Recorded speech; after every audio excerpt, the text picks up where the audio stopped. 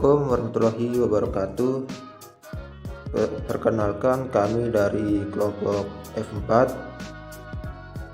dengan beranggotakan Wahyu Edi Gunawan, Safana Putri Balkis, Wawan Hidayat, dan juga Yunan Mastra. Kami akan menjelaskan proses sambung baut. Untuk materi pertama akan dijelaskan oleh teman saya, yaitu Safana Putri Balkis. Dipersilahkan. Assalamualaikum warahmatullahi wabarakatuh. Saya Safana sebagai pemateri pertama tentang sambungan baut. Sambungan baut adalah sambungan yang memiliki batang bulat dan terulir. Salah satunya dibentuk kepala baut. Umumnya kepala baut berbentuk segi 6 dan ujung lainnya itu dipasang mur atau pengunci. Dalam pemakaian di lapangan, baut dapat digunakan untuk membuat konstruksi sambungan tetap, sambungan bergerak, maupun sambungan yang dapat dibongkar pasang.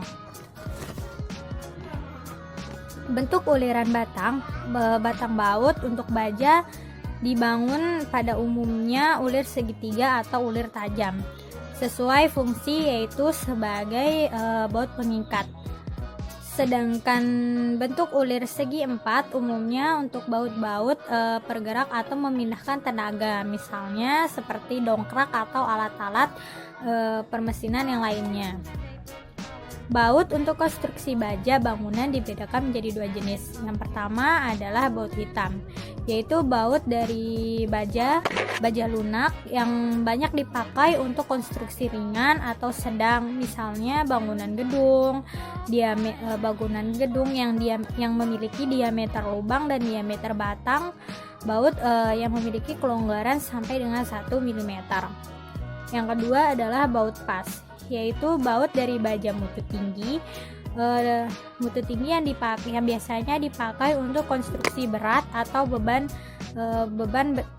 terikat atau beban terikat yang seperti jembatan jalan raya yang memiliki diameter lubang dan diameter batang bautnya itu pas, yaitu dengan kelonggaran 0,1 mm. Bentuk baut untuk baja bangunan yang umumnya dipakai adalah dengan bentuk kepala atau mur segi 6 sebagai berikut. Seperti gambar yang di samping itu ada kepala baut, terus ada batang bautnya, terus ada ring, mur, dan uliran atau drat. Selanjutnya saya akan menjelaskan keuntungan dan kerugian penggunaan sambung baut. Keuntungan yang pertama yaitu sambungan lebih mudah dipasang dan disetel saat pembuatan konstruksi di lapangan.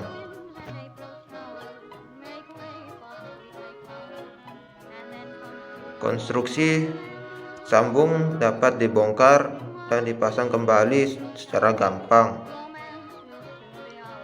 Selanjutnya, sambungan bisa digunakan untuk menyambung konstruksi dengan jumlah tebal baja lebih dari 4D. Sambungan bisa diaplikasikan untuk pembuatan konstruksi bangunan yang bersifat berat serta beban bertukar.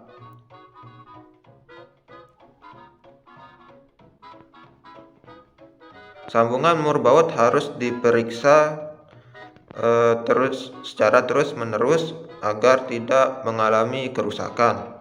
Jika sudah mengalami kerusakan, maka proses pembongkaran akan sulit. Ikatan yang terbentuk pada sambungan mur dan baut lambat laun akan menjadi agak longgar sehingga perlu dipantau secara berkala. Jenis-jenis baut. Salah satu baut yang paling banyak digunakan adalah hex bolt. Jenis baut satu ini memiliki ciri utama yaitu kepala berbentuk segi 6. Hex bolt biasanya ditemukan pada pekerjaan konstruksi hingga berbagai perbaikan. Ada beberapa baut tipe heksagonal yang dilengkapi dengan plat atau flank di bagian kepalanya. Flank sendiri berfungsi sama seperti baut yang menggunakan washer. Umumnya bahan pembuatan baut satu ini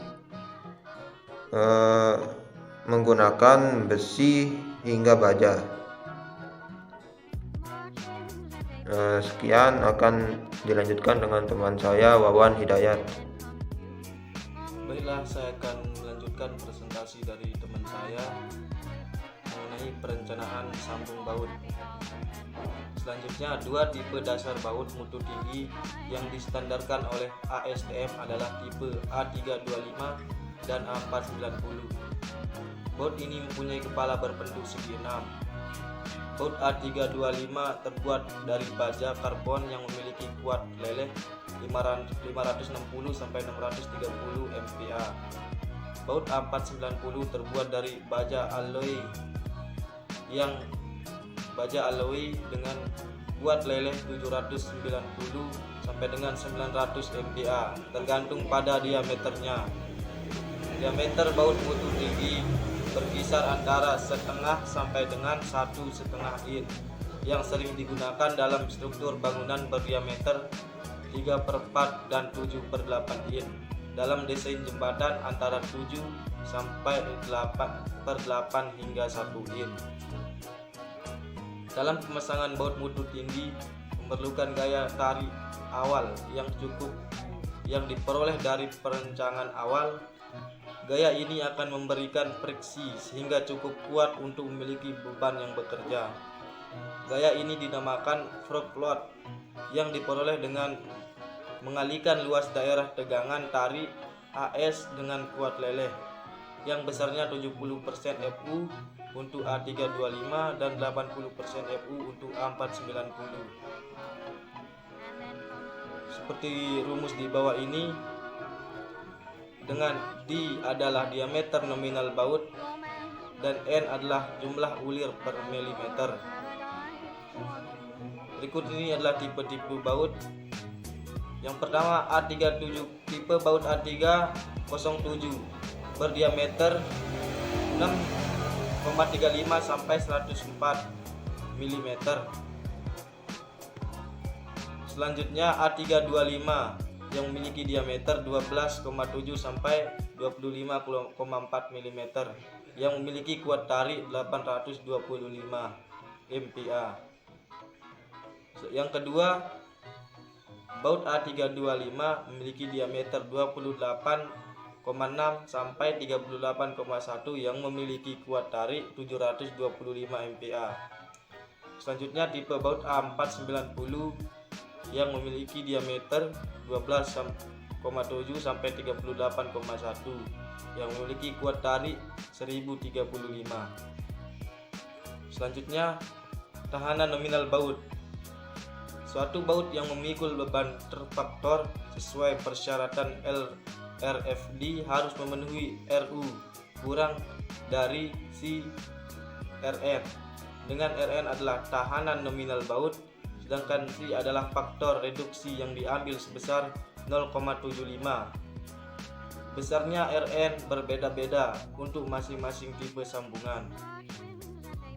Assalamualaikum warahmatullahi wabarakatuh. Nama saya Yunan Master Satya Ramadan, NIM 2020D1B189 dari kelas F.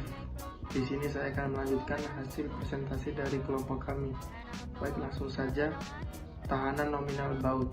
Yang pertama, suatu baut yang memikul beban terfaktor sesuai persyaratan LRFD harus memenuhi RU lebih kecil dari C dikali Rn. Yang kedua, dengan Rn adalah tekanan nominal baut. Yang ketiga, sedangkan C adalah faktor reduksi yang diambil sebesar 0,75. Yang keempat, Rn berbeda-beda untuk masing-masing tipe sambungan. Tahanan geser baut. Tahanan nominal satu buah baut yang memikul gaya geser memenuhi persamaan. Rumusnya yaitu Rn sama dengan M dikali R1 dikali Fu pangkat B dikali AB, dengan R1 sama dengan 0,50 untuk baut tanpa ulir pada bidang geser, R1 sama dengan 0,40 untuk baut dengan ulir pada bidang geser. Fu pangkat B adalah kuat tarik baut atau MPa. Tahanan tumpu baut. Tahanan tumpu nominal tergantung kondisi yang terlemah dari baut atau komponen pelat yang disambung. Besarnya ditentukan sebagai berikut. Rn sama dengan 2,4 dikali dB dikali Tp dikali Fu, dengan dB adalah diameter baut pada daerah tak berulir, Tp adalah tebal pelat, Fu adalah kuat tarik putus terendah dari baut atau pelat. Untuk lubang baut selot panjang tegak lurus arah gaya berlaku, Rn sama dengan 2,0 dikali dB dikali Tp dikali Fu. Tata letak. Yang pertama, tata letak baut diatur dalam SNI pasal 13.4. Yang kedua, jarak antar pusat lubang baut harus diambil tidak kurang dari 3 kali diameter nominal baut, dan jarak antara baut tepi dengan ujung pelat harus sekurang-kurangnya 1,5 diameter nominal baut. Yang ketiga, jarak maksimum antar pusat lubang baut tak boleh melebihi 15 Tp, dengan Tp adalah tebal pelat tebal pelat lapis tertipis dalam sambungan atau 200 mm, sedangkan jarak tepi maksimum harus PID. Terima kasih.